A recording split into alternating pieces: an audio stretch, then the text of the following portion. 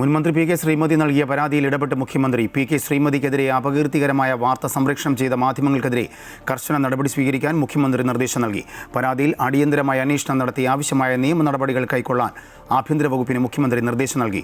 മുൻ എംഎൽഎയുടെ ഭാര്യ എന്ന പദവി ഉപയോഗിച്ച് അനധികൃതമായി നിയമസഭാ പെൻഷൻ കൈപ്പറ്റുന്നുവെന്ന വ്യാജ പ്രചരണത്തിനെതിരെയാണ് പി കെ ശ്രീമതി പരാതി നൽകിയത്. മുഖ്യമന്ത്രിക്ക് പുറമെ ആഭ്യന്തരമന്ത്രി, സംസ്ഥാന പോലീസ് മേധാവി, വനിതാ കമ്മീഷൻ എന്നിവർക്കും പരാതി നൽകിയിട്ടുണ്ട്.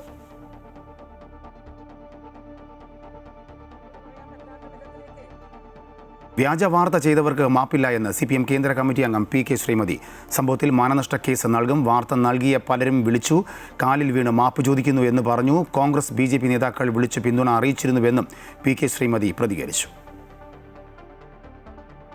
നിങ്ങളെല്ലാം ചെറുപ്പക്കാരായിട്ടുള്ള മാധ്യമ പ്രവർത്തകരാണ്.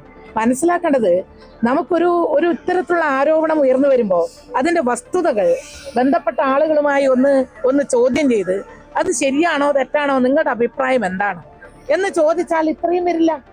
ഇന്ന് എനിക്ക് ഈ കേരളത്തിൽ ഇങ്ങനെ എൻ്റെ കുടുംബത്തിലാകെ ഗ്രൂപ്പിൽ ഇതെന്താണ് സത്യം, എന്താണ് യാഥാർത്ഥ്യം എന്ന് ചോദിച്ച് എനിക്കൊരു മറുപടി പറയാൻ പറ്റാത്ത വിധത്തിലേക്ക് ഞാൻ പറഞ്ഞു, ഇത് എനിക്ക് മനസ്സാവാതെ അറിയുന്ന കാര്യമല്ല എന്ന് പറയേണ്ടി വരുന്ന ഒരു ഗതികേടിലെത്തരുത്. ഒരു കുടുംബത്തിലും നമുക്ക് അങ്ങനെ ഒരു ബുദ്ധിമുട്ടുണ്ടാക്കരുത്. ഇത് ഇച്ച കാര്യം വേണ്ടു.